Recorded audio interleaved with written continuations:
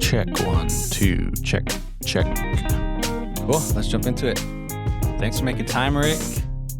I guess I'll call you Rick, right? Because we have to have a conversation of what happened in terms of your online name.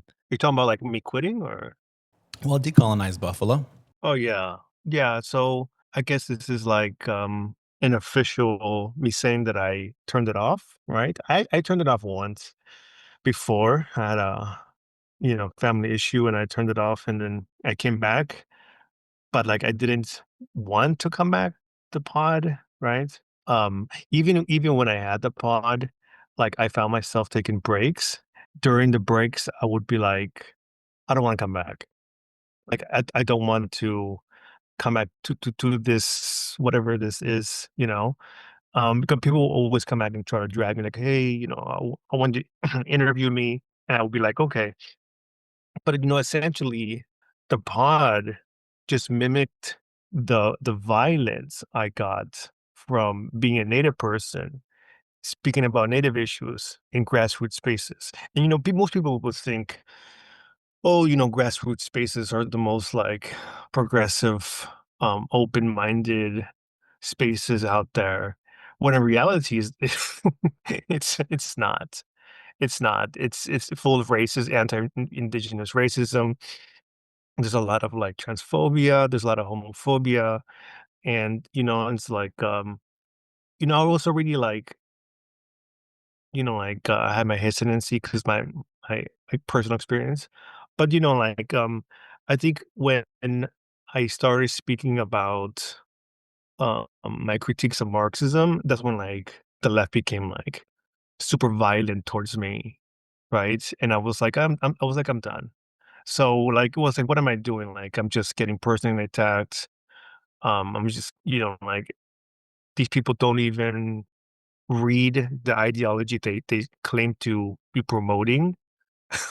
So, and essentially, it was taking a lot of my time. Like, one thing I do want to talk about is like one time, what really got me was like my youngest was asking me to play a game with him, and I was like, "Oh, I'm busy because I'm, doing this for the pod." But I was like, "What am I doing? Like, I'm, turning down my kid to play with them just for to do some shit online." I was like, "That, obviously doesn't pay. Obviously, I'm just getting shitted on." So it's like, "What am I doing? I'd rather just focus on my family than this Mhm. pod." So, Yeah, any questions? it's relatable. Or- Like, Yeah. it's relatable. Like, podcasting ain't easy. And that's why I know we had this conversation, and a few of us in our circle, where we know that people who are pushing out these podcasts probably have money coming to them or have a team working on them.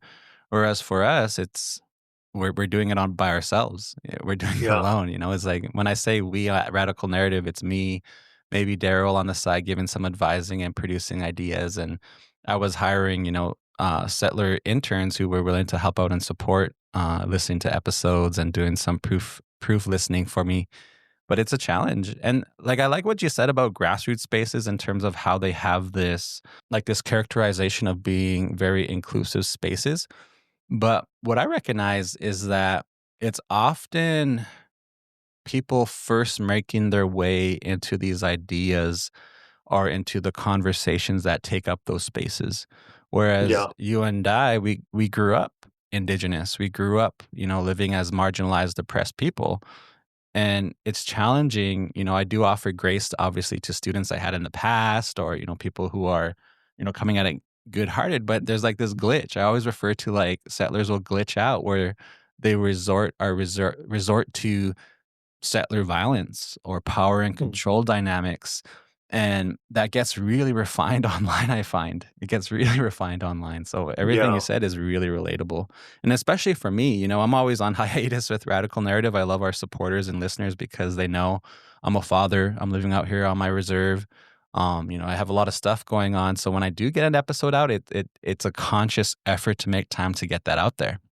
Yeah. I agree. I think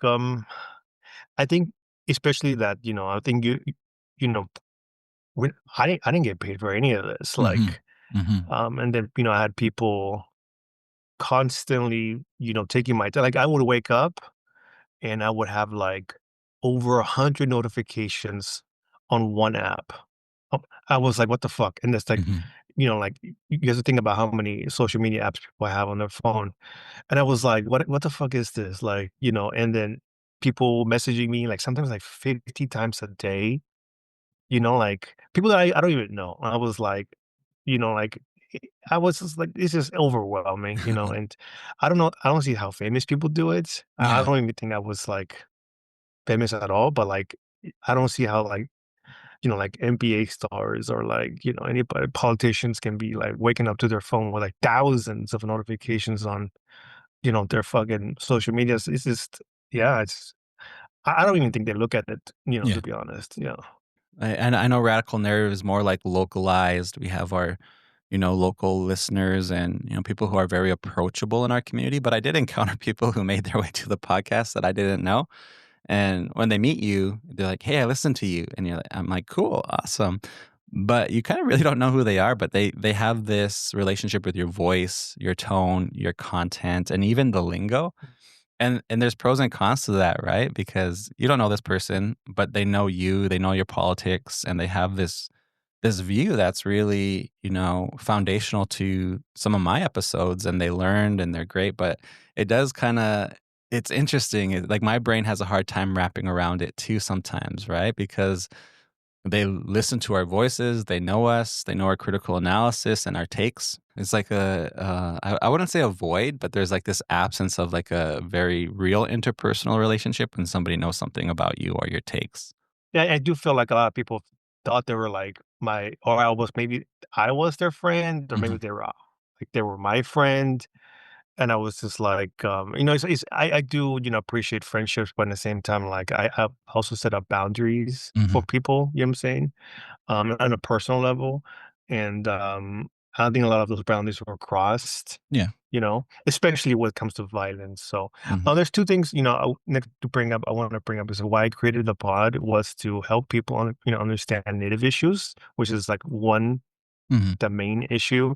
And I think when shit went south, because when you go online, um, there's a lot of misconceptions about indigeneity or just indigenous issues, right? I Mhm. mean, like, look at we have like Kim Tallbear talking about pretendians. She's like main figure, I think, to talk about that, right? Kim Yeah. Tallbear. She says something like, a lot of what we do as Native people online is like damage control, Mm. right? Mhm. And I truly believe that. Like, I Yeah. truly believe that we're always doing damage control, and it's hard to build something when there's always misconceptions. But one thing that I started the pod as talking Mhm. about Native issues, but then I went into like obviously when you go around grassroots, you hang around a lot of like leftists, a lot of Marxists, Yeah. because they're there, right?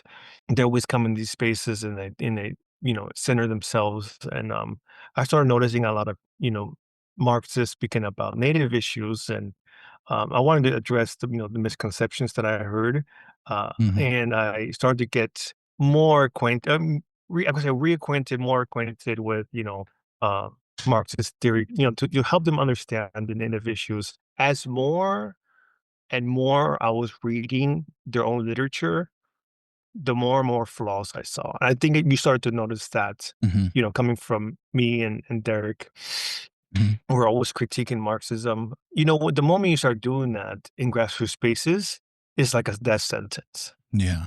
right?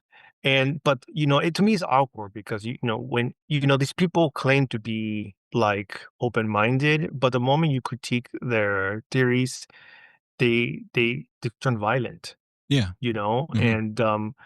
and to me it's ironic because it's like you claim you're something, you haven't read the literature, and I read more, when I read more literature than they do, and I point out these flaws, you become hostile. I think this is the problem. I think this is the problem within the left spaces is when Native people come around and they say, hey, that's not okay, or that that's racist, and that's considered colonial narratives within the left. Mhm. They get shut out, these native voices. And I think that what Mhm. these communists or these Marxists want is that they want us to tokenize us. They want to like, hey, they look at these native people. They want they also believe in Marxism, and it's just like and to push their own narratives. They don't want us to have our own voices. You know, Yeah. um, and I kind of I think I kind of fell for this because I was like trying to speak to them in their own language. But Mhm. then I think I should have just ripped up the band-aid from the start Yeah. when it comes to speaking about their own issues. But yeah, before I go into the problems, specific problems, do you have any comments? Yeah. It's relatable. Like, it's a colonial project, right? Ultimately, from the paradigm they operate from is like, "Okay, we're gonna bring you into our threshold." Like, it's Yeah, assimilative, right? Where it's like, "Welcome to our ranks." And there's this buddy-buddy dynamic that unfolds. For sure, it's relatable. I see it, I observe it. I was super mindful of it, and I remember when our first episode came out of, where we were talking about Marx and, the tools and yeah, utilizing it as an analysis and things like that. I was fine and comfortable with that, but it did open these doors to pretty anonymous leftists, and that's where my warning bells went off where, I was sort of like this PhD candidate doing this episode and exposed me to all these anonymous profiles out there, which is very questionable because we're I know you have your certain degree of, security culture, but me, I was public. Like, you could Google me, people can find me, yeah, and I'm dealing with, like, these very critical analysis from people who are anonymous. That bugged me. Like, that really bugged me because it's like, we're public with yeah, this, like, Indigenous people, and even going back to Kim Tallbear, where she says that a lot of people do damage control with our work and re-educating people. We're public with it. Like, we're not hiding behind an anonymous profile. We're not hiding behind social media. We're out there. We're actually, living it and doing the work. That was something where I realized, okay, I gotta approach this a bit differently now and start yeah. thinking about things. And ultimately I just shifted going back to, creating Indigenous content for Indigenous ears. And if non-Indigenous people listen to that, cool, you listen to that, but you're not the center. Like, you're not the main No, you're not. audience. Yeah, yeah, I agree. I think that's the problem with these Marxists. It's like they center themselves, and then they try to use us, to like tokenize us. The way I like to quickly talk about the Mhm. problems or my critiques of Marxism. Yeah. I think we start with the man himself. Like, there's a lot of people that say, oh, Marx observed indigenous communities, and that's why he created his ideology. But that's based on his anthropology notes, right? Yeah. Which was created by Lewis Henry Morgan. And then there's a video online by somebody called Twin Rabbit called Stolen Anarchy, Roots of Collectivism. And I'm not an anarchist, but this person is an indigenous anarchist. Yeah. Um, and it shows that Lewis Henry Morgan was a bigot, right Mhm. straight up. You can watch the video, and, Yep. and it's it's problematic. But then you go, the thing about Marx is that every letter he wrote, everything he wrote is online. If you read like Marx at the Margins, it shows that he used the N-word to describe black people. You know, Mhm. he like Engels wrote that the Pueblo Indians in New Mexico had smaller brains. Mhm. This is racism. You know, and my thing is like at what point do you not this Marxist they never address these like points of like racism. A lot of them be like, "Hey, where's a good place to read, like theory?" And I'm just like, anywhere, anywhere, everywhere. And like, why are you not reading all theory, not just Marxist theory? And I think that's where they say they think they're like it's like almost like a cult. They like, oh, since they classify as a Marxist, they have to read just Marxist theory. Yeah. And to me, that's like dogmatic and it's Mhm. like closed-minded. And but then again, you don't address the historical reality that Marx and Engels were bigots. I mean, Marx called Chinese civilization barbaric in the Communist Manifesto. I mean, it's Mm. there, Yeah. right? Um, and like just because they weren't like modernized or um industrialized. They were really barbaric. And it's to me, it's just like, why can't we address that? Mhm. There's, the whole ideology is like it has a lot of fucking flaws, but then you go to like, Lenin, right? Mhm. Um, we have to understand like, um, the Russia and then the Soviet Union, even the Russia today is a settler state. You read how big, why Russia got so big, Mhm. right? Um, and some people will say like, "Oh, how dare you talk about Russia? Um, they're dealing with U.S. imperialism." But we can have two conversations at the same time. I'm just saying, we can have two conversations at the same time. Yeah.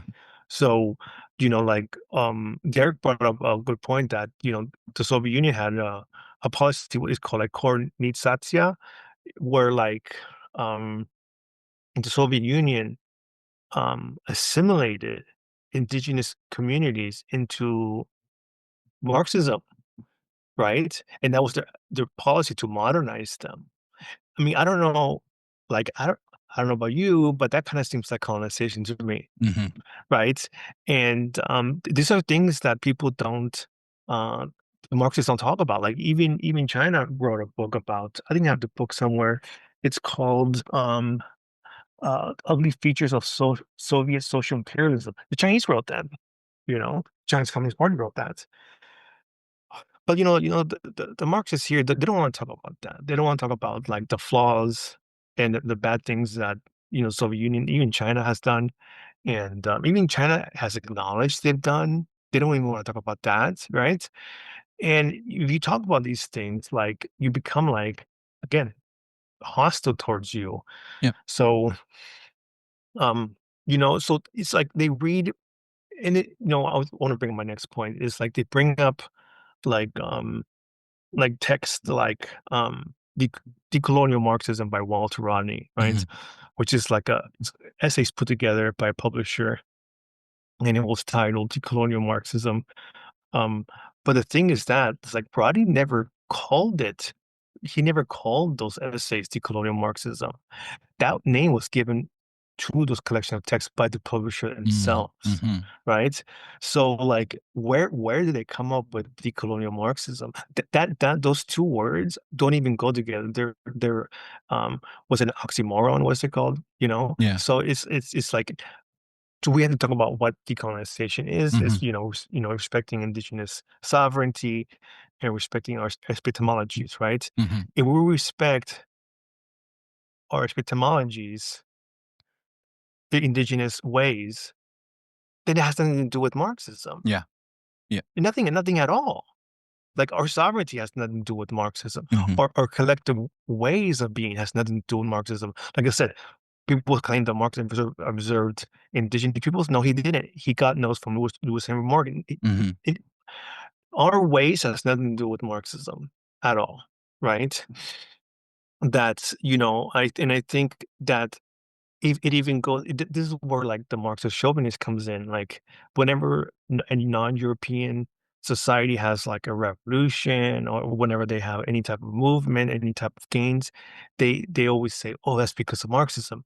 And to me, I'm just like, why are you giving credit to a dude that has nothing to do with our Mhm. accomplishments, Yeah. right? I'll give one other example. Like um, and I keep and the pod I keep saying the same thing over and over is like we're sovereign nations with our own government, with our own laws, our own, economies, our economies here in the US, we have like casinos, we could put casinos, for example, right? Mhm. And those casinos are, owned collectively, and nobody in the community owns a casino. It's owned collectively. So like the profits generated go to programs, and then the extra stuff is given to per cap. People, natives that are listening know what per cap is, Yeah. right? So once a year, the profits, everybody gets equal share of profits. You know what I'm saying? Mhm. Nobody gets more, nobody gets less, everybody gets equal. It doesn't matter if you're the chairman, it doesn't matter if you're an elder or a young person. I think young people, for some communities, they hold the per capita until they turn 18 and they get a lump sum, which is good. It helps them with their education later on, right? Um, but I would say that um, that's a form of collectivism. Like when Native people do that, we weren't thinking like, oh, how do we do this? Should we read Marxist texts? No. I mean, we're Yeah. obviously thinking about our community and how to take care of each other and Mhm. programs and stuff. None of us had to read Marxist theory, which that should not be credited to some dude in Europe from 200 years ago, Mhm. right? And I do think that it's disingenuous to give him any credit for our accomplishments, and I think it's chauvinist. I think it's colonial, right? And top of that, I experienced where I because like this like settler Marxists talk about like I asked them, I'll be like, how do you feel about native casinos? In a communist society, like you just want to see their point of views, observations, and they would say, oh, if it was a communist society, uh, native people, native people will have stopped having casinos, or else we'll put them in gulags. Like, what kind of bullshit is that? Like, so if we don't do society your way, you're going to put us in camps or re-education camps. To me, like I said, that's just another form of colonization. And these are things that a lot of, Marxists say, here on this continent. And to me, it's scary, you know. Mhm. Um, you know, a lot of the Marxists, they fetishize, first off, they don't read their own theory. So they fetishize, Marxism, and then they imagine a society, and they openly say that they're going to take away our sovereignty. It's in their party programs, right? Mhm. Everybody's going to be equal. That everybody, you know, economically equal. But then, Native people can be autonomous in this society, and they'll ask for us. They'll ask us for advice when when they need it. But it's just like, wait up, we're sovereign nations now. Why would we go like agree with you on this Marxist society where our sovereignty gets erased, you know? And why would we do that? Why would we do that? To me, it's not even like logical. You're asking us to like just be economically equal. I mean, I know there's problems with capitalism, but like, why would we hand over our sovereignty for that? Why would we do the same Yeah. thing, live under some like Soviet like model? This is not Russia. This is stupid. It's stupid. It's honestly stupid as fuck for them to think we would agree to this. And the moment you mention this, like as a native person, you get met with violence. Yeah. And I've been dealing with this type of violence for 20 years, and I'm just like, I'm over it. Like it's just like, I it's to to the point where it's like, Mhm. um, I'm not first of all, I'm not a Marxist, but I'm actively Yeah. anti-Marxist at this point because Mm. they they are, promoting ideas that are like anti-indigenous. Yeah. Yeah. Oh, sorry for the rant, but that's, No. yeah. No, it's a valid analysis, and I think it's an important analysis that people need to, begin to think about because, yeah, the party lines being, subtle hints at the erosion of indigenous sovereignty, like failing to acknowledge whose land and territory they're in. And part of it too, I think that's why I wanted Diage on the podcast too, is to sort of begin to speak to, this land-based relationship and community-based relationships that are inherently indigenous. Yeah. And the fact is that a lot of, settler leftists don't have those points of reference or those land-based relationships to even value, like begin to value the importance of collectivism tied to historical land-based practice are tied to historical and current, cosmologies and cultural practices. So it's like out in left field for them when they begin to hear it, right? Because especially in the US, like I have this friend right now who's doing a road trip down into the US and she's in Wyoming and went and checked out the Buffalo Bill Museum in Cody and she called it out when she observed that, man, like America has this very character view of Native Americans, like in quotations, Native Americans as being like these historical figures and it comes across in like Americana, right? And that's what I feel like the predominantly of white leftists have is like that we're these like Indian in the cupboard vibe, you know, like we're put on the shelf, and it's almost like it's a fad, like a little fetish to have, you know, some sort of Native American take, but they don't necessarily believe in our morals and principles. Yeah, I do want to say that it's not just settler leftists or settler, Marxists. I think it's also like Mhm, even it could be even like native Marxists themselves too, because obviously they're buying into these ideologies and they're trying to shape native communities into this like mold of Marxism, which is dangerous because we have our own ways. So my thing is like, so I'm speaking to all native people at this point. So if you hear me, my question would be, why are you joining a Marxist organization? Like, why are you not trying to fix your own communities? Why are you not being more mhm, involved in your own communities? And to me, that if somebody is like hardcore, like Marxist and they're native, to me, it shows that you're not even connected to your community to mhm, understand why Marxism is a fucking problem, right? Like mhm, to really digest why it's a fucking problem, you know?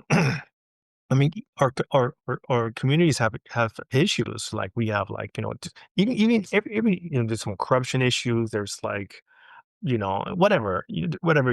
We have to build our, our languages back up, our culture back up. Why is that not a fucking priority to you? Why is mhm, Marxism a priority? So my advice is like for like young Native people, I think the most radical thing you can do is help build your community. Like help build your language, mhm, your cultures, your economies, your Native governments. Focus on your own community. Why are you mhm, like? There's no communist party on this continent that will ever represent us. You know why that mhm, is? Because we have our own governments, our native governments. We don't need a fucking communist party to be like representing us. And if you do join like a fucking Marxist party, what's gonna happen is that they're gonna tokenize you. They're gonna tokenize you against your own community, straight up. They're gonna want mhm, because like I said, like, when I've been around grassroots for 25 years now, and whenever I come around any Marxist organization and I talk about native sovereignty, I the amount of racism and violence I get, and I talked about this on the pond, like early on.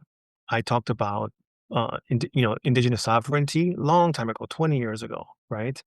And here in Los Angeles with local Marxists, and they were like, oh, that's Hitlerism. They're calling indigenous mhm. sovereignty Hitlerism. And then they were calling me names like Two Feathers, and they'd be like, "Oh, we'll let you win this argument. Wow. We'll put a feather on your bonnet." It's just really absurd, racist shit I Mhm, was getting, you know? And then, I think, mhm, when I went online to do the pod, I mean, it just repeated itself. It just repeated itself, and I do think that, I came to the conclusion, I was like, "I gotta focus on my own community, focus on my own family." Like, this online shit, it's just, uh, it's like I said, these people don't even read their own theory, and I had to read their own their own theory to show them that their theory was wrong. And the moment you tell them that, it's just mhm. like it's downhill. So I honestly feel like people it's like anti-intellectualism going on, in society in general. But once you go online, it's more like ego driven, like this like Mhm. podcasters, like everybody. And I do think a lot of Yeah. these podcasters, they do things to feed their ego or to monetize, to get money, Mhm, um mhm, and I do feel like that's not a reason why. I mean, if you want to educate people, good. I mean, like, but like, are you like some people are not even qualified to educate people online. They just, like I said, what I used mhm. to say, they're know nothings. They're know nothings, and then they go online trying to teach people, and then somebody like us come around and be like, "Hey, this is fucked up," and then they become hostile, and it's just like this is not how society works. Like if we haven't, we're in a group of friends, if one friend says something stupid, and we tell them, "Hey, man, that sounds stupid. Let me tell you why this is racist," and that person gets hostile, and then obviously we know that person's a bigot, right? Or that person can say, Yeah. "Oh shit, I didn't know. Let me correct myself. Well, let me. Oh, can you teach me more about that?" But a lot of people online, they don't do that. They Yeah. double down, and they're just like, I need to sound like I'm right, because if I admit that I'm wrong, then I would lose Patreon followers, right? Mhm. And if you're doing this shit for Patreon followers, then what the fuck are you really doing? I agree. I agree with that. And then I like the point you said about, people focusing too much on Marxism or focusing too much on the leftist community. Like, there's no doubt in my mind that a lot of people have like, a disconnection from their community and they're going through their journeys or whatever. Cool. But w- one of the big analysis that was popular in the 90s and 2000s was calling people sellouts, like sellouts to capitalism, sellouts to industry.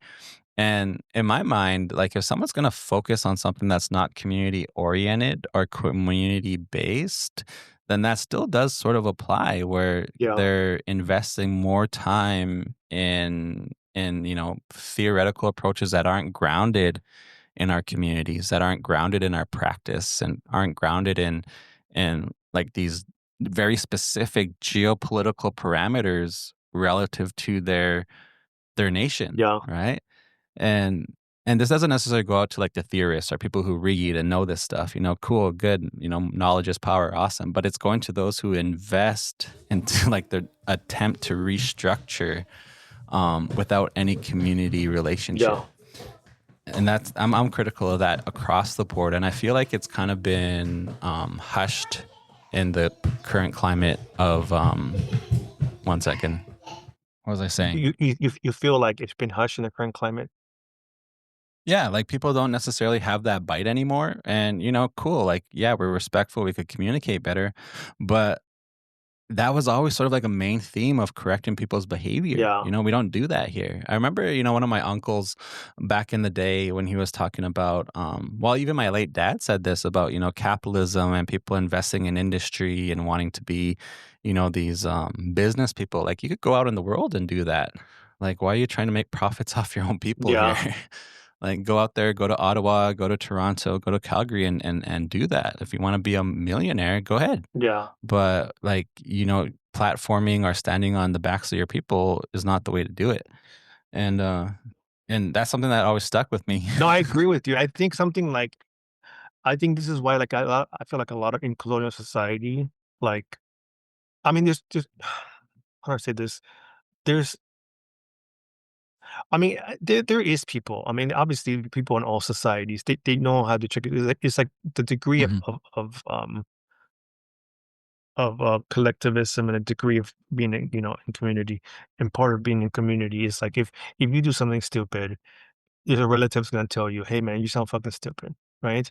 So, mhm, like, I'll give you one example. When I was young, I used to believe all Mexicans were indigenous. You know what I'm saying? mhm, But look at me now. mhm. Look at me Yeah, now. yeah. Like, obviously, I had a strong voice against Chicanismo, claiming, they're trying to claim all Mexicans are indigenous, and I got death threats for that too. And my thing is like, so to me, it seems like a lot of people don't like being told that they're wrong, Mhm, or they're mistaken, mhm. or they're not as knowledgeable as they are. Yeah. So it kind of showed me like these people's family members never told them, "Hey, man, you gotta like calm the fuck Mhm. down," or "You gotta chill the fuck out," or any of that shit. I really do feel like Yeah. that's what's obviously missing online, but um, I don't know. I just feel like the internet sucks just in general. Yeah. Like I always tell people, like, be careful who you associate with. And, everything I did online was for strictly education native people. And, I Yeah. got into like, analyzing, academia. But other than that, Mhm, like, yeah, I don't feel like fighting with people online about these things, about their behavior. Like, I'm not here to teach you about your behavior. If you're gonna act like a bigot, you're a bigot. Like, I'm not gonna try to change mhm. your character. Like, I don't give a fuck if you claim to be a Marxist. Being a Marxist Yeah. um doesn't change that if you're a bigot or not. And it's something that I talk about a lot is like Decolonization is not a metaphor article by Tug and Yang. And there's a Mhm, term in there called stellar move to innocence. But in the article talks about, claiming indigeneity to pour the stellar move to innocence. But you can use that other things, you know, sellers use. Marxism as a southern move to innocence. Like, oh, Mm, mhm, I'm Marxist. I'm one of the good guys now. But yet they're promoting violence towards Native people. They're promoting anti-Indigenous sovereignty towards Native people. They're promoting mhm, just racist, bigoted views against Native people. And it's just like, mhm, but now I can't critique you because you're a fucking Marxist. Fuck you. Like, it's get out of my mhm. face, you know? But that's my, like I said, my experience. And a lot of Native people experiences. If you ever tell Marxists, they always ask me, "Oh, how do I get connected to a Native community?" I was just like, go to their events, and I always told them the same thing though. Every one of them, don't be pushing your Marxist shit on our Mhm. communities. If you go in there talking about Marxism, they're going to push away. The Native community will push away, 100%. Yeah. And it don't seem to it's like almost like missionaries, like I feel like they want to come to our communities Yeah. and push their, like, gospel, their, like, Marxist gospel bullshits on us, Mhm. and it's like, "No, you can't do that. We have our own ways. We have our Yeah. own, way of doing we don't need your ways. You don't we don't need you don't need we don't Mhm. need you to civilize us into this ideology." Yeah. And, they get For mad, sure. so they get mad the other day, so Yeah. It's funny. It's funny because it's like missionaries, vegans, and Marxists all have this agenda to like colonize you into their like belief system, and it doesn't necessarily work. But we know the language. Like that's the thing, right? We know the language and we can converse with them. Like we know the theory. We could have these conversations. But there's like this little point where it's like there's a clash and then they expect you to oh, yield fuck that, or yeah. to and it's like, nah, like I know your language, I know what you're talking about, but nah, No, I'm fuck not that gonna shit, like yeah. bow down to this No, conversation. yeah. I got a lot of heat because, like, I didn't explain in the beginning of the pod, like, I came in real slowly, right? And I Mhm. try not to rip the Band-Aid too much, like, against Marxism, but then, Mhm. the last 2 or 3 years, it's been like, I just ripped that Band-Aid off, um, and they get mad. They get mad, and, I'm gonna keep saying the same shit, being, advocating for our sovereignty to the day I die, indigenous Mhm. sovereignty to the Mhm. day I die. I'm not going to Yeah. adhere to Marxism because, whatever the fuck they think. I'm just not gonna do it. Mhm. Um, Theory is a living thing. We always, I talk about this, me and you talk about this, I talk about it on the pod, and we get to involve theory. So, my thing is like, how do we build society where our sovereignty gets front loaded, Mhm. and our opinions get front loaded with it. And Mhm. I mean, like, I think even that there's like a whole like misconception of what decolonization is Yeah. online. There's a lot of like, I mean, me and you have we talk about native influencers that say this most stupid shit online about Yeah. what decolonization is. And it's just Mhm. like, that's not even what it is. And then they bring um bad ideas and or bad misconceptions, and then these misconceptions bring violence. I do want to say one Yeah. other thing about Marxism. It's like a lot of these Marxists, since they only read Marxist theory, they fetishize violence. We talked about this on this last time. We talked about like Mm. how like they're always talking about gulags, and it's like, Joe, if that's like your Mhm. main crux in your theory and not about building relationships, maybe your theory Yeah. is a little bit fucking twisted, right? Mhm. So to me, it's just like, and this is what a lot of people, even Marxists usually like, I should be like, oh, go read Alfred's work, go read Vine Delaware Mhm. Jr., go read, Howard Adams, you know, and they will always ask, are these people Marxist? Like, we don't have to be Marxist for you to listen to us. Yeah. And, one book that I find very um, ironic is like a lot of Marxists, they promote is Revolutionary Suicide by Huey Newton. And Mhm. in this book itself, I mean, this is not like a heavy theory book. It's mostly like his experiences, his life experiences. But within this Mhm. book, Huey talks about not liking dogmatic Marxists. I mean, it's in his book a couple times, Mhm. and he even quotes anarchists within his book, right? The two different Mhm. anarchists, like Bakunin and Proudhon, and to me, I find it the most. It's like to me, it's like almost like Marxists haven't read this book because they're like, "Oh, you should read this book." You read because they think the Panthers were Marxist, and it's just like, Mhm. first off, if you talk to the original Panthers, they say they were Marxists. They just read the theory to, Yeah. better help their understanding. But like, th- it's like people, I guess, like going back to people claiming our accomplishments or work as their own. Marxists do that, and I think that's like a problem. But it shows you. My other point is that they themselves, Marxists themselves, don't read the theory itself, right? Mhm. So Yeah. That's valid, and I think part of it too is, like, Indigenous people, we just approach everything from a perspective of skepticism. Like, what are these people saying? What's really behind this message? So when we do dive into these readings or hear people's political messages or things like that, like, we're analyzing them, like, we're positioning them. That's why positionality is so important in, like, my podcast, and I talked about with Diagi on his episode where he gave an example of just clearly stating who he is and where he comes from. And, when a theory approaches us or somebody who believes in theory or a Marxist, it's like we're constantly positioning them in terms of how close is this person going to get to like the core of who we are. And we position them, we distance them if they're not in that good, minded place, like good faith or, operating from a premise of in my mind, like even I would even say compassion, are they willing to understand and listen? Are they safe? And like that's just me. Like I approach everybody with a degree of skepticism because of the colonial history. And there's no exceptions with, theory. yeah, I would even say they should put their theory at the door when they Yeah. come to our Yep. communities. Like that's not you don't come to our communities to promote your own bullshit, and I Hmm. think that's my main thing. And it's hard because like people are like, oh, that like, oh, liberation, blah blah blah blah, and it's just like liberation, like what does that even mean?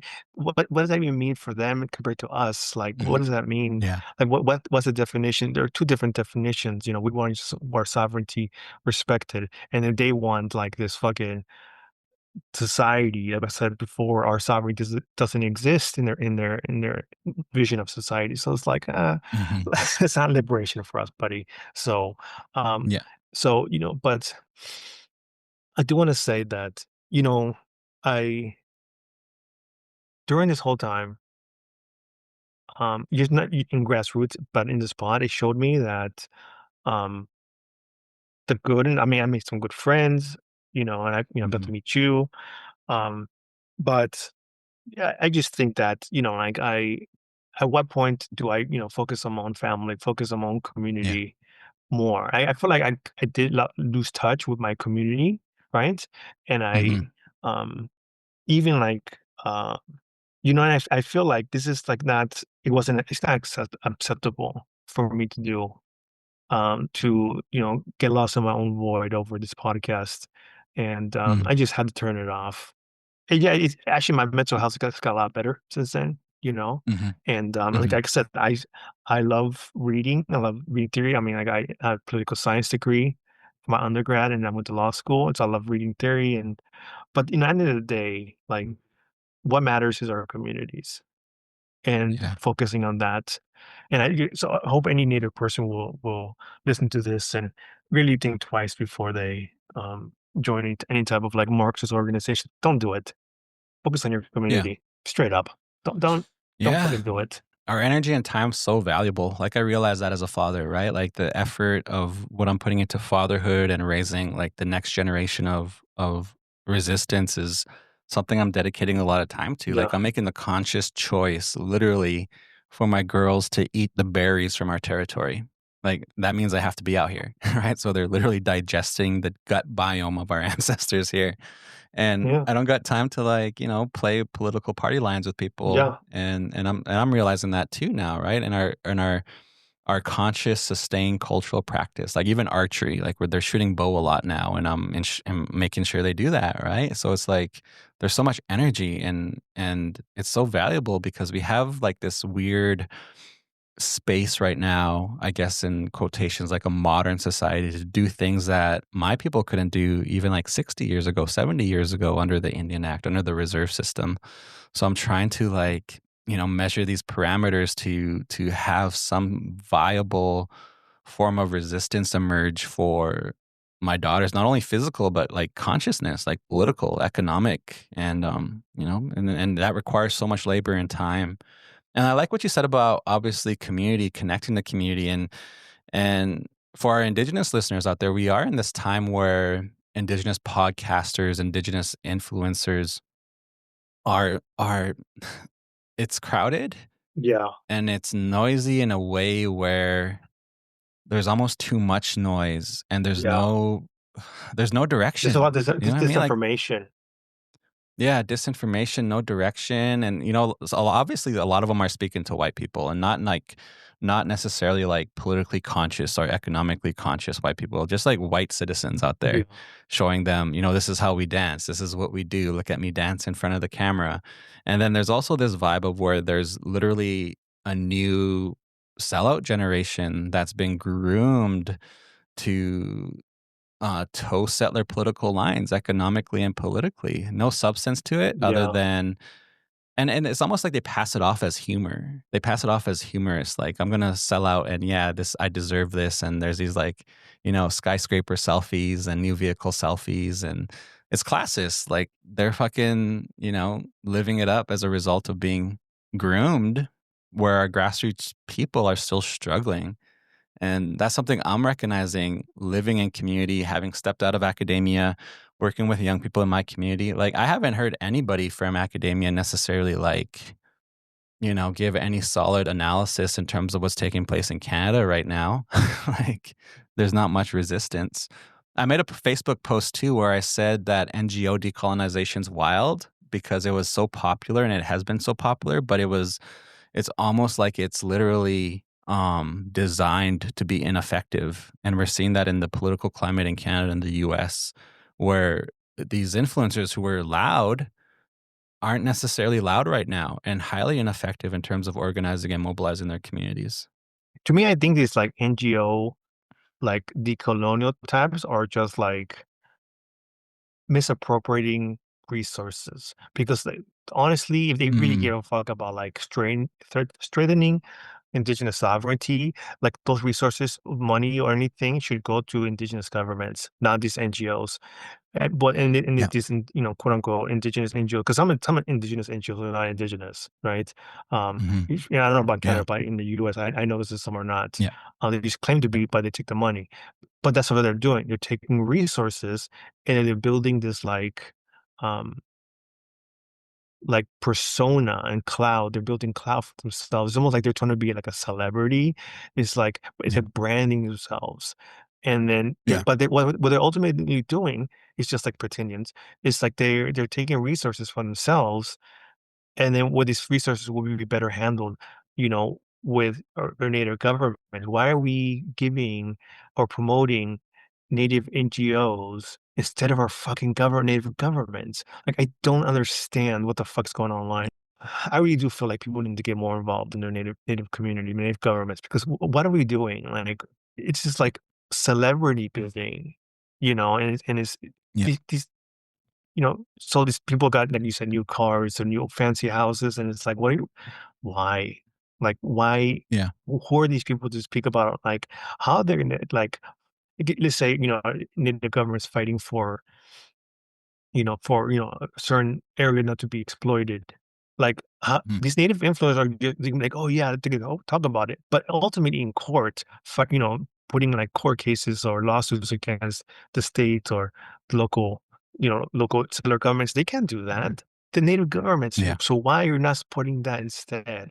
I would say after 2016, after the Bernie Sanders campaign, more people started getting political online. I started noticing that, but before 2016, like people used to tell me like, "Oh, you talk too much about politics on Facebook." I was like, "Okay, then I won't. Whatever, Mhm. But after 2016, I think it's like was like the boom of like quote unquote political influencers. But then after 2020 is when like the podcasts really came out. right? I started mine like in 2018, and now when I go online, there's so many people. I mean, like the phones have given people like unrestricted fucking Mhm. ability to make themselves a fucking influencer. But like I'll give one example is like when the whole tariff thing started, with Trump, a lot of like liberal uh podcasters were like, "Oh, look, get ready in 2 weeks, we won't have any food on the shelves." And I thought to myself, wait a minute, that's not how tariffs work. We're still gonna have the items. They're just gonna cost more, you know? So it was just like a lot of fear mongering, and I was like, this is not how tariffs work. We're gonna have these things. So I can go to the store right now. They're not empty. There's no empty shelves, right? But people just put out this different disinformation. There's on one hand, we do get better, more coverage, more news, Yeah. more underground stuff than the news gives us. But on the other hand, there's a lot of like fear mongering. There's a lot of like disinformation, and there's a lot of hateful people online. And like I don't know if you saw recently the whole Ann Coulter thing, Yeah. or yeah, that was like I was like, that's that's scary. I was just Yeah. like, what the fuck is this? Like, why does she have why does she have a phone in the first place with the internet on it?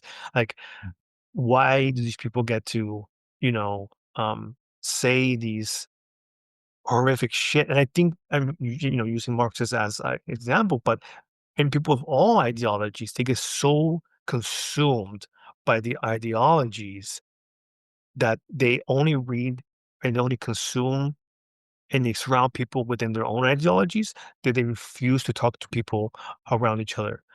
That Mhm. includes us. They don't talk to us. So like the liberals are fighting the conservatives. And where are we? Nobody's talking to us. Right? Nobody's talking to us. We're just like, oh, if there's a conservative native person, the right will fetishize them.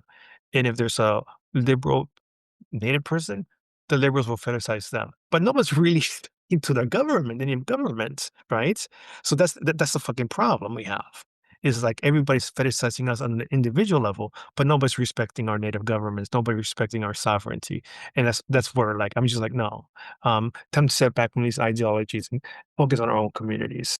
Yeah, totally. And then also like this culture of professionalism and governance, like it exists up here where we're not seeing any flex or any bite to the bark. And in some cases, we're not even seeing any bark. Like I feel people have been trained to be like these docile professionals and they can't think creatively about resistance. They can't think creatively about political leverage.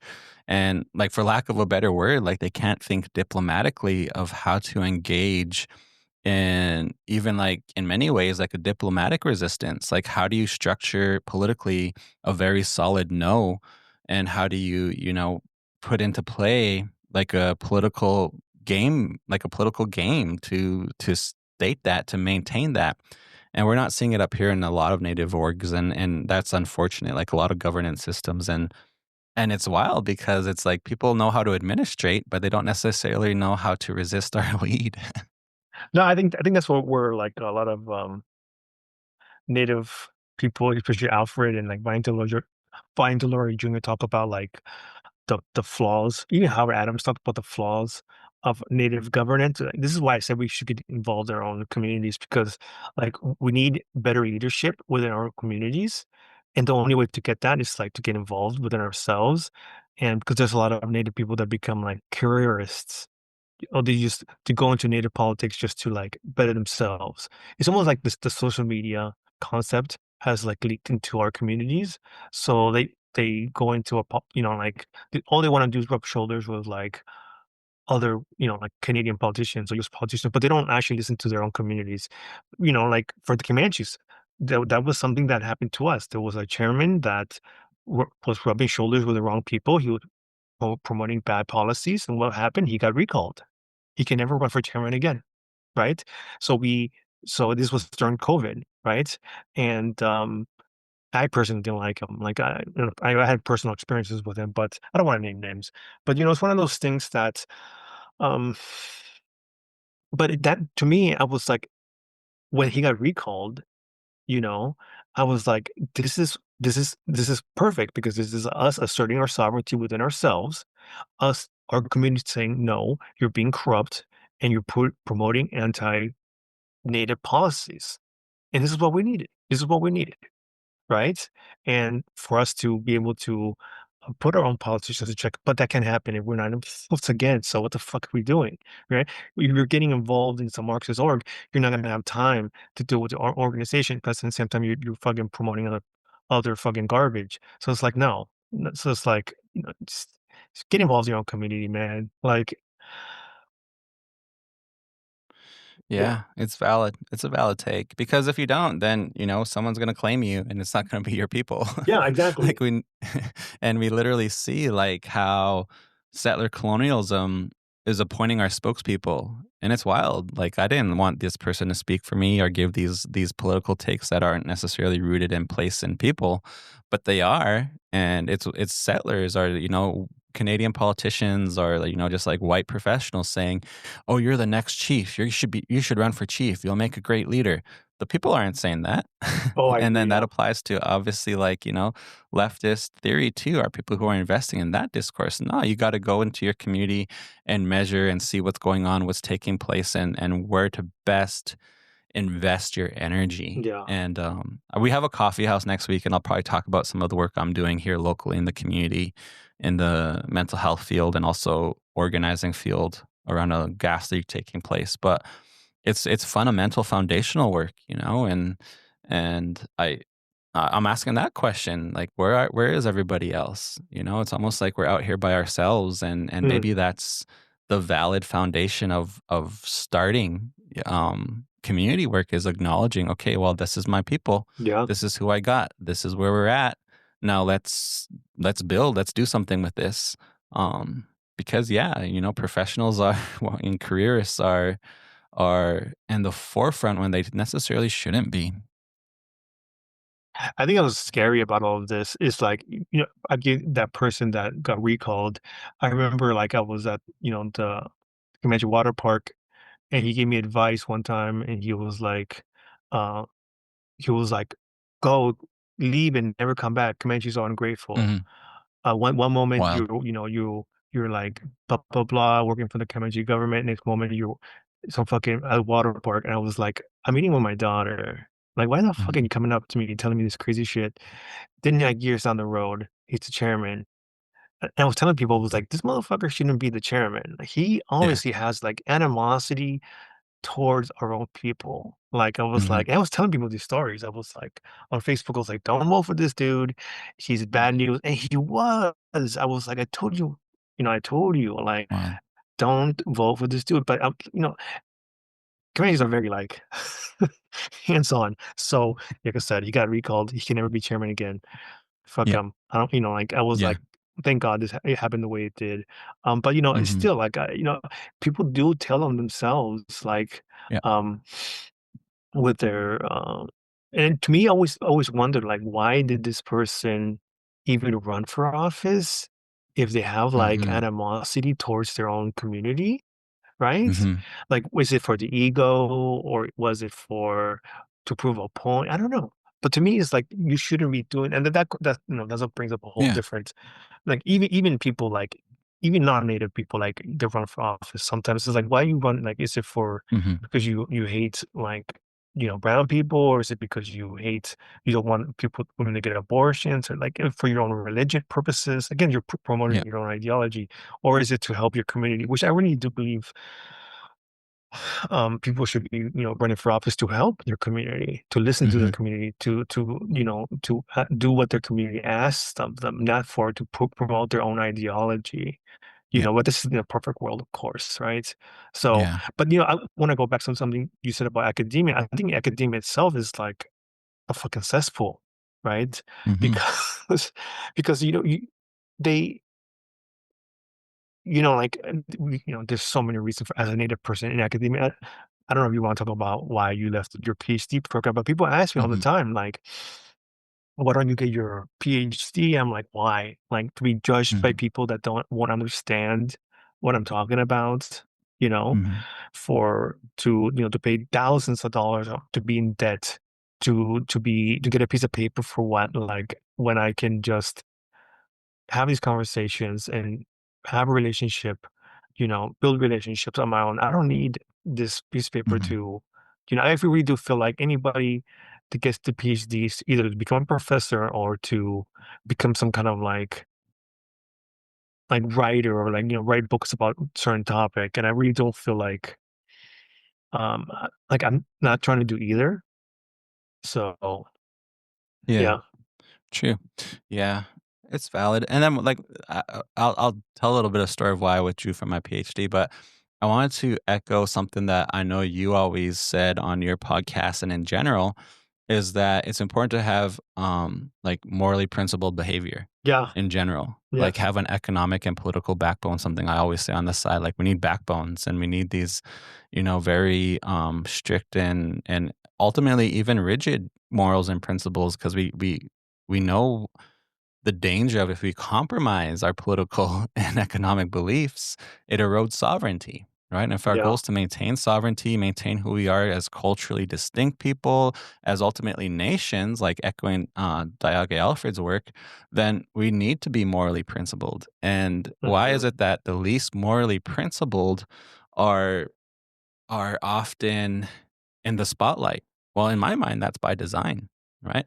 And that exists in academia also. Is like there's a lot of community disconnect, yeah, and I didn't like that. And one of the reasons why I was running this hamster wheel at USask was because it was closest to my community. Like I could have mhm, went to UVic, I could have went to different universities multiple times, but I said no, I'm going to stay close to home. But this disconnect is very real in academia where, like, I'm living out here now on Palmaker. I don't have access to my academic community anymore.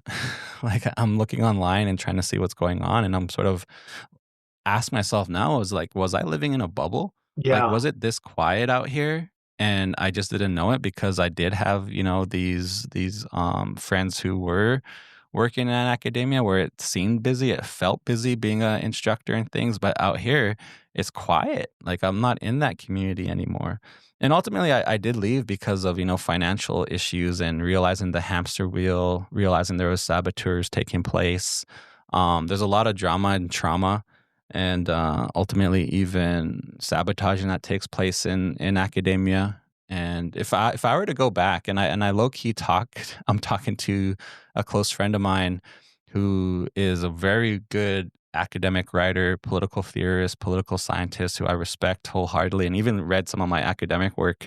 If I were to go back, I would probably be low key and just work with them and not get involved in indigenous community because there's so much drama, trauma, and identity crisis there that it takes up so much yeah, effort. I think back about yeah, who was very critical of my work or who was sabotaging me. I don't know I don't know where the fuck they are now.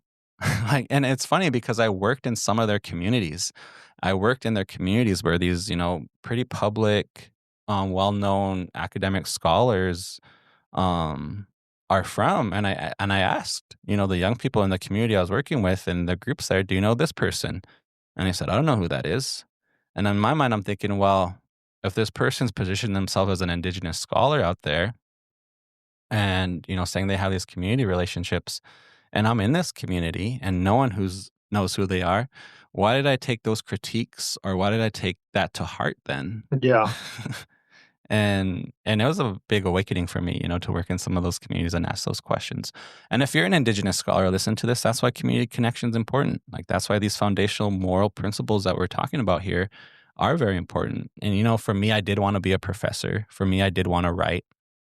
But the drama and trauma in indigenous academia was just like too much. Like you get hooked in by people's issues. You get hooked in terms of trying to protest or get caught in activism. yeah, But I had strong community connections, and I said it on Ty's episode where I said, you're sitting next to people who don't, or people who are inventing them or yeah, maintaining them in very weird ways, and Ty has this lingo of calling people the real ones based off their relationship to the resistance and their communities, and that's few and far between in academia, and it's unfortunate, but it is one of those colonial mechanisms that I think keeps us too busy, keeps us occupied to avoid doing the real groundwork that needs to happen. What you're saying is to connect to community, do the work with community, work with your governance system, work with your cultural systems, work with, the grassroots people. yeah. I think when I went into academia, obviously, society tells you that you need a degree to have a career, and then to live this like comfortable life. And so I went into academia, I got my degree and for my bachelor's. And I always thought academia was going to be like open-minded to different it's like it's science, like like you disprove stuff. And but that's not the case, man. The moment you start challenging their ideas, they get hostile. And one of them one department was the Chicano department. I started challenging their anti not just anti-indigenous but anti-black rhetoric. And those were the first people that gave me death threats. I was like I was like, this is academia, I'm getting threats. um but then you get into, like, I'm gonna say, Marxism, or like just anything in general, like academia will just shit on you. And it's just like, what's going on here? I thought we were here to like challenge each other, and I'm getting met with like violence. And with the same thing with like carbon activism. Like I really do feel like a lot of people want us as native people to like, and I understand solidarity. Like I understand the concept and the need for it, but like being caught up like, uh, why don't you say this? Why don't you say that? Why don't you say this? And it's just like, sometimes you have to say, I don't know much about this subject. Like, I need to like learn more about such before I make comments. And they're like, but you need to make this comment. But I was like, I don't feel comfortable making that comment because I don't know about this subject, especially if it's like about, conflict overseas or whatever. And just like, why are you making me say something um that I don't know, the much history about? Like, this is the same with the pod. Like, oh, I haven't seen you say something about this. Motherfucker, because I need to read more about it. Like, why can't we be honest? Like, this is something about our it's just academia, but in society in general, they want us to make comments without us knowing the full picture. And to me, that's dangerous. You can't make a comment on something without knowing the full picture. And and I feel pressured a lot, like to try to not just academia, but in general, like to say something. This is like you have to tell people to fuck off. Be like, look, I need to read more. And then you should just, this is just advice. You should tell people if somebody tries to pressure you into something that you don't know much about, you should just tell them, I don't know much about this subject. Like, can you refer me to readings about this subject so I can learn more about it? You don't have to, do any action or any type of like, statement unless really feel comfortable. So, and that's part of like growing up. It's like like when you're young, you fall into this trap, being forced to say something, or being forced to, just anything in general, when you should actually take a step back and be like, why, what is the whole purpose of this? So I hope that makes sense, right? So Yeah. It's definitely a lot to think about, and I think it's a valid conversation because people ask me all the time, like, "What was my issue with academia? Why did it take me so long to finish?" And I have those heart to hearts with people, and I know there's some good, scholars out there doing some good research and focusing on that. That's awesome. That's great. But overall, like, the system does have its problems. It does have its problems, and in general, yeah, like there is this pressure to perform, but at the same time, who are we performing for? And it's also classist. Like there's people making money and others who aren't, and this like crucible of putting your grad students or indigenous students through the ringer is normalized in some departments and in some of the factions out there. But at the same time, it is a hamster wheel, I feel, and I low key have a very specific potential thesis topic I would pursue if I went back, and I'm working on it on the side. But I'm still debating on whether or not I should just write publicly. But I did want to be a nerd. I loved the library. yeah, I loved the library as a kid. I loved reading and I loved writing, but I had so much psychological and emotional barriers to being able to write because of the society we live in, because of the pressure, and ultimately because of like community trauma I was mhm, experiencing. And there's no space to process that in university. Like no, you have to perform. And I leaned heavily on being an instructor, teaching first and second year courses and snailing my way through. And then I just reached the point of where, it didn't look good financially. It didn't look good in terms of timeline. And I had two daughters to bring home. So I pulled the plug and left. yeah. Can I share a quick story about my Yeah. academia and, me going in. So yeah, so when I went to UC San Diego, I got a full ride scholarship and I was like, cool, man. I asked, I was like, why did I get this scholarship? And they Mhm. were like, well, you had good grades in community college. And I was like, it was true. It was just A's and B's, right? And I was like, okay, cool, man. Like I accept the scholarship. And then we had a meeting, and it was like 15 people that got the scholarship. I was like, cool. We all had good grades, whatever. But then I would say a week later, I was pulled aside and they were like, you have to come to this meeting for the scholarship. And I was like, I already went to the meeting. Like, what other meeting? And Mhm. it was just me and this other lady who were native. And they were like, we gave you the scholarship because you're native. Right. And I was Mhm. like, that's not what I was told. I was told I got a scholarship because of my grades. And they were like, well, just come to this meeting. So what they did was they took a picture of me and then they were like, look, we have native students here. Finally. And I was like, "What?" But I was like, first off, I met other Native students there, and they're not Mhm. involved in the university because, I mean, the university was, fucking racist, right? Mhm. And then they sucked me into, like, being involved in a Native student body, and it was Mhm. ran by Pretendian. Right? Yeah. And then they're Yeah. like, "Oh, can you help us do make the powwow?" And I just got sucked into all these Yeah. different things, and I was just like, such a headache to the point Mhm. where, like, in my senior year, I was like, "You know what, guys? Fuck you, fuck all of you. I want to focus on my grades," and that's what I did. I didn't get involved in anything Yeah. because I was like, "Who are you?" Just like you said, "Who am I performing for? For the Yeah. native student body? Like, they don't give a fuck, like, they're letting a Britannian fucking, um, be fucking native student class president, which is Mhm. fucking weird, right? Yeah. Uh, in a school where Wang Yang from Decolonization is Not a Metaphor was teaching at, right? Mhm. So we had this dude that Mhm. wrote this article about Britannians at that school. I want to ask them advice, like, hey, like, you wrote this article, like blah, blah, blah. Can you help me with this issue I have about pretenders? What should I do? And his answer to me was, fuck if I know. That's exactly what he said. Fuck if I know. And I was Mm. like, this dude is getting popular because this article he wrote.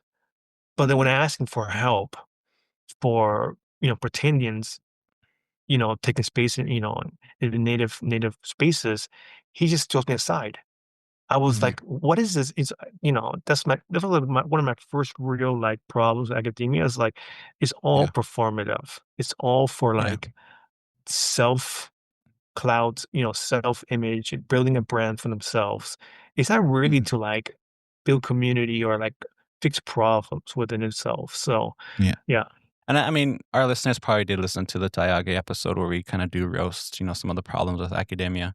But I went into PhD program thinking, I'm going to push through, do some, like warrior scholarship, get into some resistance work and work for my community. And no, I got really like professional careerists and bogged down. And there's sabotagers in academia. Like they don't want young people to succeed. And people know that. There's horror stories out there, Indigenous grad students talk about it. They know who these people are, and unfortunately, they're in context to university, like you can't touch them. Like they're out there, and they're ultimately sitting pretty. And again, like it's classist. Like there's people out there making bank while grassroots people suffer, and they're sitting pretty, talking pretty out the mouth. Yeah. And we're dealing with communities that are still actively being oppressed, and there's people out there who actively want to help their community, and it's just not the space that yields the best results, I feel. Yeah. And again, there's always exceptions. There's people out there fighting the fight, doing what they can, having land-based community relationships, but for the most part, I feel like if there was a conference on the problems, a lot of people would show up and do a lot of good exposure. But again, university won't do that. Academics won't do that because some people are sitting pretty there. I really do feel like within Native people, we're kind of stuck in this, like, weird limbo when it comes to, like, Mhm. academia, where, like, me as like, just as a human being, as a Native person, like, um, all my life, people will be like, "Oh, like whenever I would criticize Chicanismo, criticize Marxism, people were like, "Oh, he's just a native person. He only has his associates." Then it was like, "Oh, Mhm. he only has his master's." Then I got a Yeah. law degree. Then it was like, "Oh, he's just a master's." Or they would go to like the one size fits all criticism. Oh, he has, oh, oh, a law degree, but degrees are colonial. I'm just like, oh my god, Mhm. like I never win. Like Yeah. no matter what I do, my opinion doesn't matter. So if I Yeah. don't have a degree, my opinion doesn't matter. But I do have a degree, it's colonial. So it's like, what the fuck gives then? Like when does my opinion as a person Mhm. matter? Just people always find reasons to like Yeah. just dismiss your voice. Yeah. And I do. That's valid. Yeah, so it's just like as Native people, it's just like weird. So we get our degrees, good. We don't get our degrees. Well, wait, we don't we get our degrees is bad because it's colonial. Mhm. We don't get our degree is bad because we're uneducated. So it's like how Yeah. about fuck you? Totally. And for me, part of it too is like what are people delivering, right? Like what's the product in terms of like what's the result of what they're doing, right? And that's what I'm at now. And for me, it's like the result of what I'm doing in my education is I'm living here with my daughters. Exactly. I lean on my education when I need it. I'm helping raise two young girls, and like those are the results of it for me. It's Yeah. like, okay, cool. This I went through that, learned, got my experience doing this, but I also want to give deliverables to my people. And I always look at people, well, what are the deliverables? Like what are they doing to help their people in their communities? And that's sort of where my analysis is at. And that's why I say I do know there are some good scholars out there, some good academics out there, you know, standing in the heat of the fire, either making space, but ultimately having some pretty cool findings. And some of them I probably will get on my podcast eventually. But there's others I'm not even going to ask. Like I don't even want to talk to. Like I won't even interact with, because of those toxic dynamics we're talking about. Yeah. I will say this too, like since I turned off the pod, I Mhm. got in like some screenshots or some, like showing that people were ranting about me after I left. And I was Yeah. just like, bro, like imagine hating hating so much me that like I'm just sitting at home with my kids, going to the Yeah. beach, while you're just like soaking in this rage at home, whatever the Yeah. fuck. Like I don't give a fuck about your opinions. I don't give a fuck. Like Mhm. I really don't. I'm like just like you, I'm gonna raise my kids to be good people, which that really matters to me. Making sure my kids are Yeah. good people, right? Um, Mhm. and make sure they're maybe you connected to their community, successful in life, blah blah blah. But at the same time, I don't really care about this whole Yeah. thing online. Like it's just bringing me problems. And Yeah. I do want to say, like, if it's, I know what's gonna happen. People are gonna go online and be like, "Oh, Rick he's counter-revolutionary. He's anti-Marxist." Yeah, I'm anti-Marxist. So what? I really. But the thing is, they will always do this from afar. They've never in those 8 years, Yeah. even in 25 years, within Chicanos, within, Marxists themselves, they were never able Mhm. to have, like, a public conversation with me, Mm. um, or a debate or anything because they know if they were have to have a recorded public conversation, they would get destroyed, Chicanos or Yeah. Marxists about their ideologies. And so what they have to do is demonize the person. And to me, I don't Mhm. care. You can Yeah. demonize me all you want. At the end of the day, if you can have a conversation about public conversation about my critiques of Marxism, right, and my critiques of Chicanismo, then then you don't really matter. Like Mhm. you can't have you can't even build community. How do they expect to build community if they can't have these conversations with Yeah. the people themselves to have the critiques? To me, it's dangerous because like Mhm. like it kind of shows you that like this live in imaginary reality where communists do take over, which I don't think is gonna happen. But Mhm. they would kill people that have critiques of Marxism. That includes Native people, and I Mhm. really do feel like if they can't have conversations about the critiques of Marxism from a Native point of view, then you're not ready to be part of our, even close to our communities at all.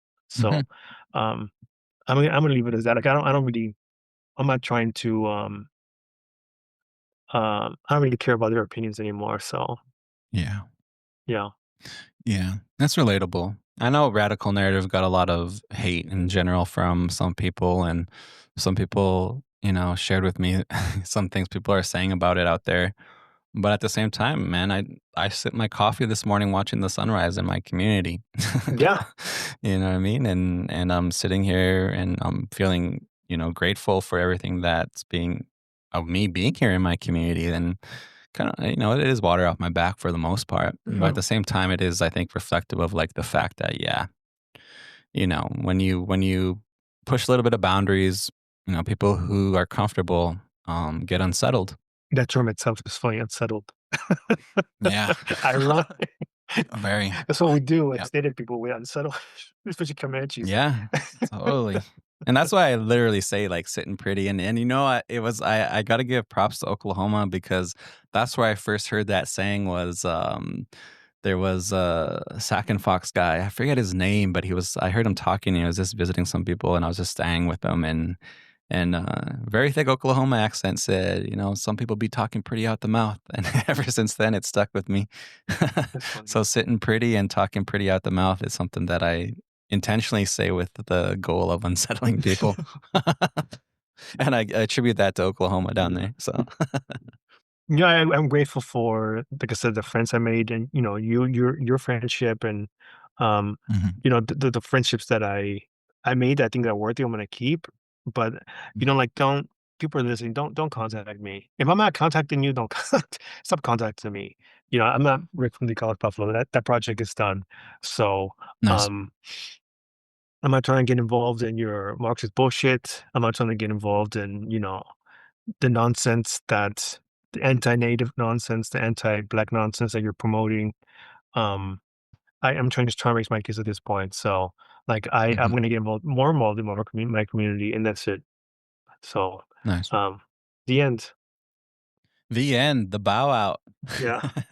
So, well, thanks for making time, Rick. It was good, and I'm glad we aired that out. And yeah, we'll have our personal conversations. And radical narrative listeners, I know they took a lot from your podcast, and you come to our coffee house and visit with everybody. So, I mean, it's really cool. We appreciate you as a part of our community, and also Decolonized Buffalo really did, keep us afloat at key moments where I was feeling down, where radical narrative was down, and you brought us up again. So I'm grateful for that, keeping us afloat and doing the work that you were doing out there on social media of literally being that buffalo. And now, yeah, well deserved break. And, fatherhood and raising children and raising the next generation, I feel is like a very valid political project Hmm. that we have to remind ourselves of. Yeah. So I really appreciate it. Took your time, and I'll talk to you after you stop recording. So thank All you. right. Peace.